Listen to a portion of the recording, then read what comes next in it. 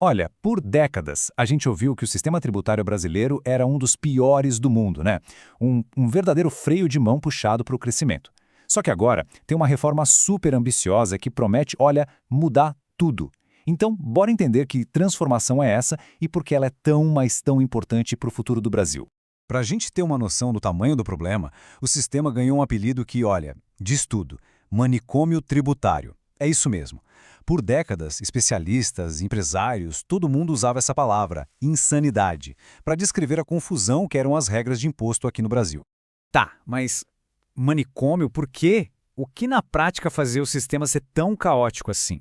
Para entender a solução que está vindo aí, a gente precisa primeiro mergulhar na raiz do problema que levou o Brasil a essa reforma que é, sem dúvida, histórica. Então vamos lá, parte 1. O problema, o famoso manicômio tributário. Bora entender como essa estrutura funcionava, ou melhor, não funcionava. O primeiro ponto, e talvez o mais óbvio, é a fragmentação. Imagina só, em vez de ter um imposto único sobre o consumo, as empresas aqui no Brasil tinham que lidar com cinco impostos diferentes. Cada um com suas próprias regras, suas próprias alíquotas, um verdadeiro emaranhado de obrigações de município, estado e governo federal, tudo se sobrepondo. Uma loucura.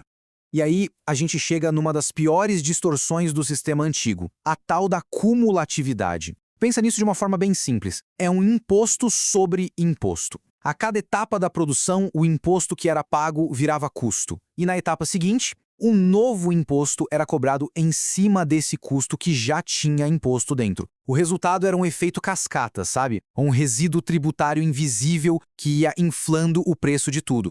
E claro, esse caos todo gerou consequências bem desastrosas. De um lado, a gente tinha a famosa guerra fiscal. O que era isso? Estados brigando entre si, oferecendo todo tipo de benefício para atrair empresas. Do outro lado, uma insegurança jurídica que era gigantesca. Anos e anos de briga na justiça só para decidir quem tinha o direito de cobrar qual imposto. Imagina o risco para quem queria investir nesse cenário. Enorme. Ok, já entendemos o tamanho do problema. Agora, vamos para a parte boa, a solução.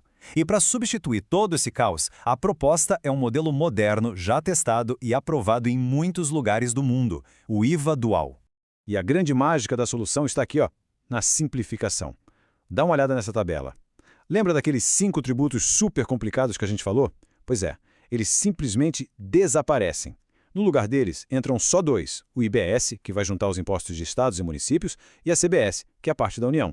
E o mais importante de tudo, os dois vão ter as mesmas regras. Finalmente um pouco de lógica nesse sistema. Essa nova estrutura toda se apoia em 2 pilares fundamentais, que atacam, olha, na veia, os principais problemas do sistema antigo. São 2 princípios que literalmente viram o jogo da tributação aqui no país.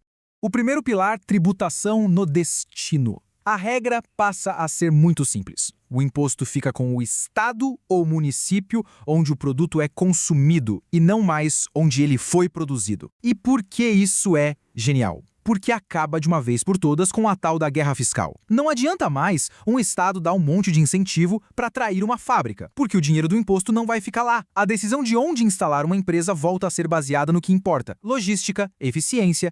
Agora, o segundo pilar. Ele ataca de frente aquele problemão do imposto sobre imposto. Com a chamada não cumulatividade plena, a lógica é outra.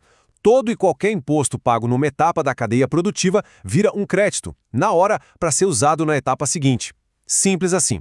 Aquele efeito cascata desaparece. O sistema fica limpo, transparente e mais justo. Beleza, a solução parece ótima no papel. Mas como é que se implementa uma mudança desse tamanho? A resposta é: com calma e planejamento. A transição vai ser gradual, ao longo de uma década inteira.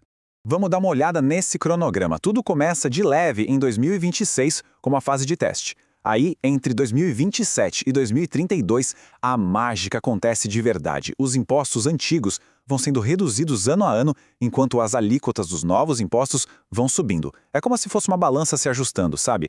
Até que em 2033 a virada é completa. O sistema antigo deixa de existir e o novo IVA dual passa a valer 100%. Tudo bem, entendi a teoria, mas na prática, no dia a dia, o que isso realmente significa para as empresas? Vamos ver agora o impacto real. Vamos pegar um exemplo prático, uma indústria de autopeças. Como era a vida dela antes? Bom, nas compras ela perdia dinheiro, porque os créditos de imposto eram super limitados. A estratégia dela era ficar caçando incentivo fiscal de estado em estado. E depois da reforma, como vai ser? Ela vai ter crédito total em tudo que comprar. Sua estratégia vai ser focada em pura eficiência logística. E na hora de exportar, aquele pesadelo que era recuperar os impostos pagos vira um processo rápido. É uma virada de jogo total. E tudo isso que a gente falou nos leva a um número. Um número que sozinho resume um dos maiores ganhos de toda essa reforma: 7%. Guarde bem esse número, porque ele representa uma verdadeira revolução na competitividade do produto brasileiro lá fora. O que são esses 7%? É a estimativa daquele resíduo tributário escondido, parte do famoso custo Brasil, que era embutido no preço dos nossos produtos de exportação. A reforma elimina isso. Na prática, o Brasil vai deixar de fazer uma coisa completamente absurda, que era exportar imposto. Com isso, o produto brasileiro passa a competir em pé de igualdade no mercado global. Ok, vimos o impacto nas empresas. Mas agora vamos dar um passo para trás e olhar o quadro geral. Qual o impacto disso tudo para a economia do país como um todo? Se a gente colocar numa balança, de um lado os benefícios potenciais são enormes. Simplificação drástica, muito menos briga na justiça, um ambiente bem mais atrativo para investimento. Mas do outro lado, os riscos também existem e não são pequenos. Essa transição vai ter custos e principalmente ainda tem muita regra para ser definida, o que gera um período de incerteza para as empresas se adaptarem. E com isso, a gente chega à conclusão. Depois de literalmente décadas, o Brasil parece que está finalmente pronto para aposentar o seu manicômio tributário. A grande questão que fica no ar agora não é nem se a reforma é boa em sua essência, mas se a execução vai estar à altura da promessa. Será que esse é o passo que finalmente vai destravar o gigantesco potencial econômico do nosso país? Bom, essa é a pergunta que todos nós vamos acompanhar de perto nos próximos anos.